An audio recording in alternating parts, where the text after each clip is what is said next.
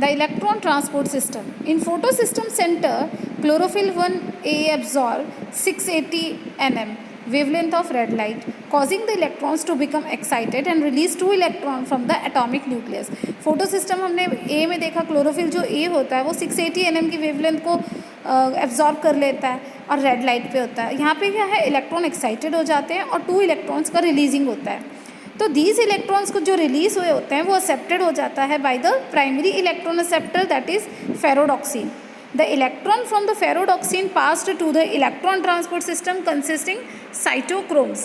The electron move in the downhills in term of the redox potential by the reduction oxidation reaction. Finally, the electrons reach to the photosystem 1. तो जो excited electron होते हैं वो हमारे electrons accept कौन कर लेता है, प्राइमरी इलेक्ट्रॉन्स एक्सेप्टर फेरोडॉक्सिन. यहाँ से इलेक्ट्रॉन जो है वो पास होने हो जाते हैं इलेक्ट्रॉन ट्रांसपोर्ट सिस्टम में, जिसके पास साइटोक्रोम्स होता है. Electrons move down hill in downward direction, जो कि रिडॉक्स ऑक्सीडेशन पोटेंशियल रिएक्शन हो जाता है. फाइनली जो इलेक्ट्रॉन है वो रीच हो जाता है फोटोसिस्टम 1 के पास. Here is the diagram showing photosystem 1 and 2 also. We know that the electrons are not used up as they are passes through the electron transport system but are passed on to the pigment of photosystem 1. हमें पता है कि वो excited होने के बाद वो pass on होना शुरू हो जाता है इलेक्ट्रॉन्स का, वो इलेक्ट्रॉन ट्रांसपोर्ट चेन के थ्रू वो पास ऑन हो जाता है पिगमेंट फोटोसिस्टम 1 के पास. So now electron in the reaction centre of PS1 are also excited. तो वो PS1 के भी एक्साइटेड हो जाते हैं, रेड लाइट वेवलेंथ 700 तक पहुंच जाता है and are transfer to the another receptor molecule which has a greater redox potential. तो electron hole is created in PS1 and it is filled by the electron from the PS2. तो electron जब यहाँ से चला जाता है वहाँ पे एक इलेक्ट्रॉन होल क्रिएट हो जाता है फोटोसिस्टम 1 के पास, और वहाँ पे इलेक्ट्रॉन फिल जो होना है वो आता है PS2 से. तो electron from PS1 passed downhill and reduce NADP to NADPH and hydrogen ion पे. During the process of transport of electron, transfer of electron take place starting from PS2 uphill to the acceptor, down to the electron transport system PS1, excitation of electron transfer to the another acceptor, and finally downhill to NADP, causing it to be reduced to NADPH plus H plus ion is called the Z scheme due to its characteristic shape. क्योंकि जब electron transport system होता है यहाँ transfer of electron होता है. Starting तो होती है PS2 से अपहिल डायरेक्शन एक्सेप्टर पे, फिर डाउन हिल पे आ जाते हैं electron to the photo system first पे.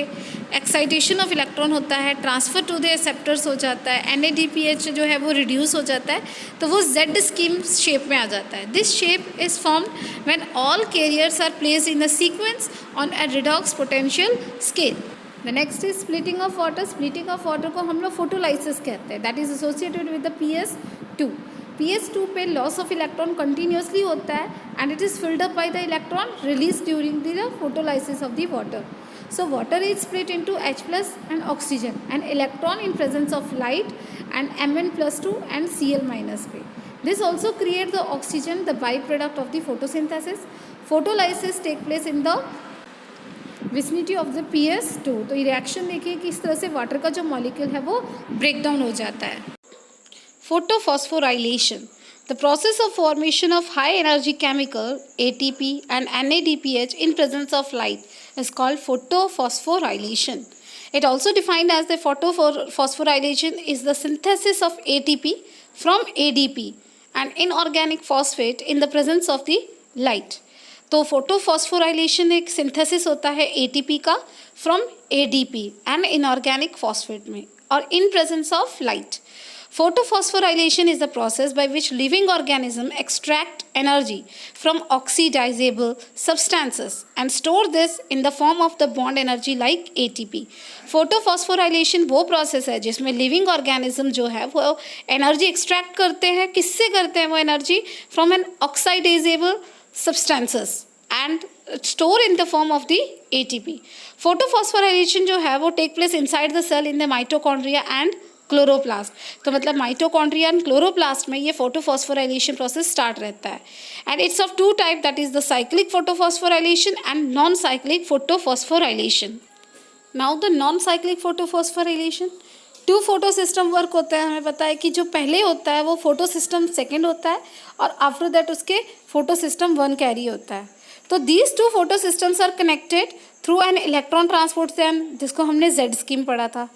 ATP और NADPH और H+ आयन जो है वो सिंथेसिस होता है in this process. Photosystem 1 and photosystem 2 are found in the lamina of the grana, hence this process is carried here. Cyclic photophosphorylation क्या है, यहाँ पे ओनली फोटोसिस्टम 1 ही वर्क करता है। Only the photosystem 1 works and the electron circulates with in the photo system. It happen in the stroma lamina, possible location है इसकी, because in this photosystem 2 and NADPH reductase enzymes जो है वो absent होते हैं, इसलिए इसमें PS2 में ये कैरी नहीं होता है। So only the ATP molecules are synthesised here. Now we see chemiosmotic hypothesis.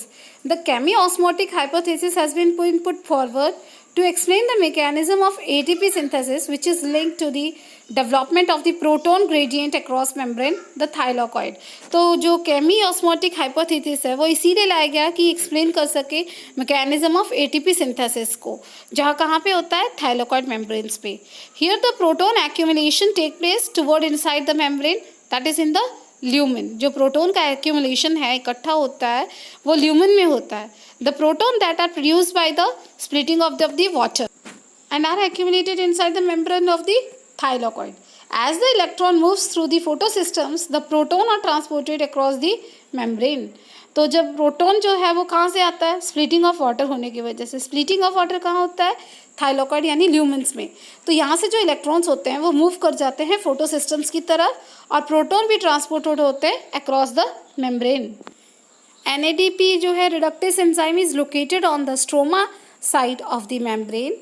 Along with the electrons from the acceptor, it remove H+ ion from the stroma during the reduction of NADPH plus H+ ion. तो NADP reductase enzymes जो है वो stroma में present होते हैं membrane के। इनके साथ साथ इलेक्ट्रॉन भी एक्सेप्टर्स में आते हैं। वहाँ से क्या है, from the acceptor it remove hydrogen bond, वहाँ से रिमूव हो जाती है from the stroma during the reduction of NADPH. This create a proton gradient across the thylakoid membrane as well as a measurable decrease in the pH in the lumen, जिसकी वजह से एक proton gradient across बनता है thylakoid membrane में और साथ ही साथ वहाँ पे एक pH लेवल जो है वो डिक्रीज हो जाता है ल्यूमेन में। नेक्स्ट है ATPase एंजाइम जो है, it has a channel that allow the diffusion of the proton back to the stroma across the membrane. This release energy to activate ATPase enzymes that catalyze the formation of ATP. तो यहाँ से release of energy होती है जो कि ATP enzyme को synthesis करता है या एक्टिवेट करता है फॉर्मेशन ऑफ द ATP को। तो कीमोऑस्मोटिक रिक्वायर्स अ मेम्ब्रेन, अब प्रोटॉन पंप चाहिए, एक प्रोटॉन ग्रेडियंट चाहिए और ATPase एंजाइम्स चाहिए।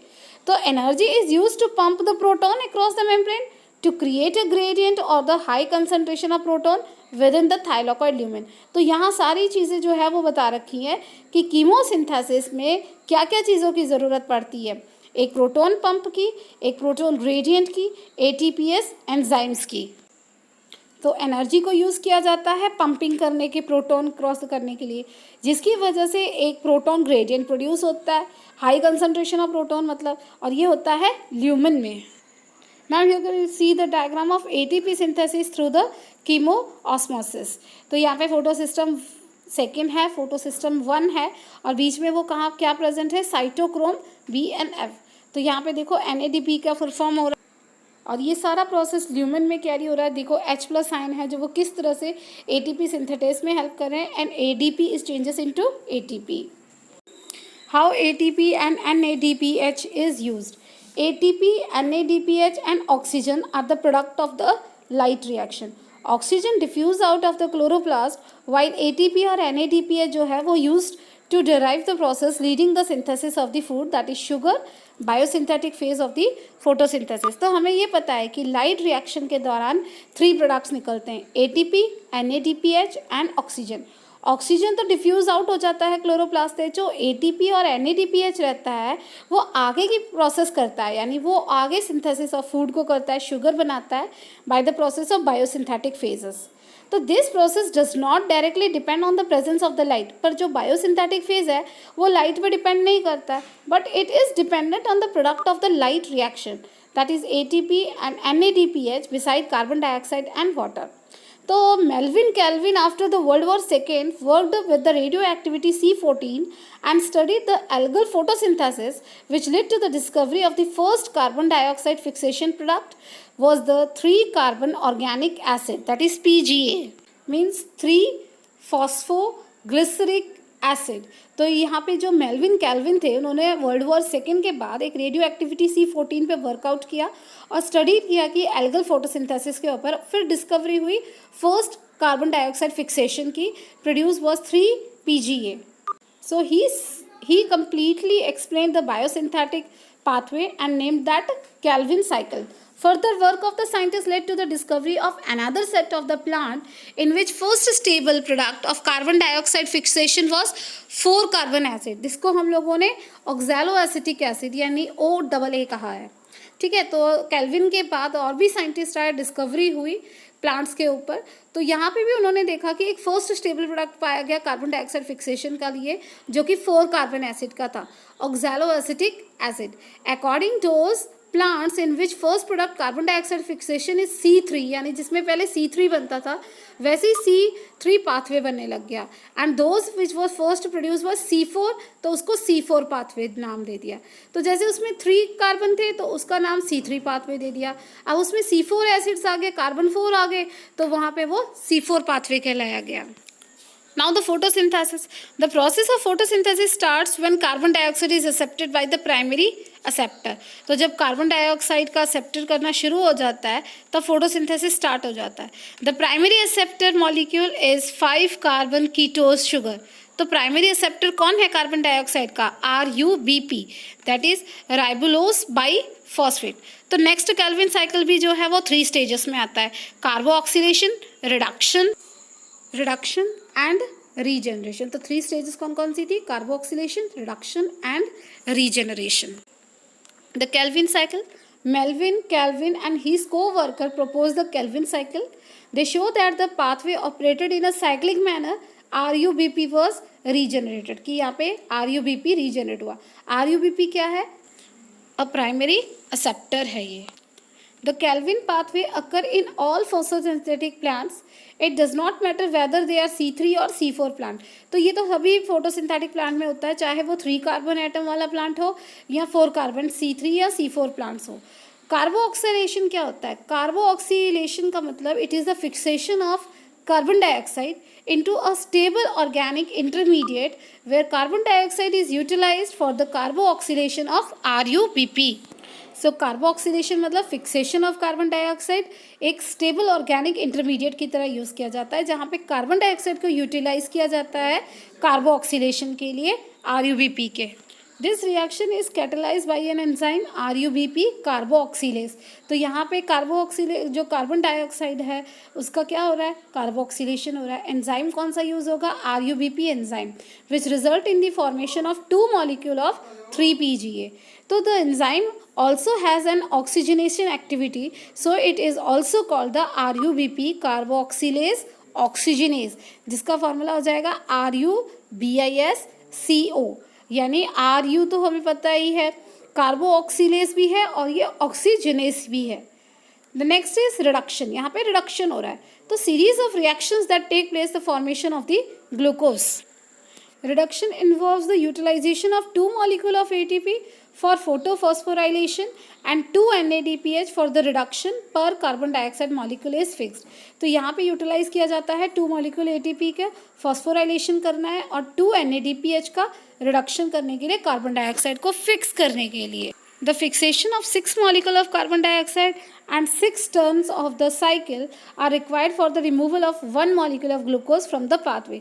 तो फिक्सेशन करना है 6 molecule कार्बन डाइऑक्साइड का, तो 6 टर्न हो जाएंगे साइकिल्स के, and it is required for the removal of the 1 molecule of the glucose.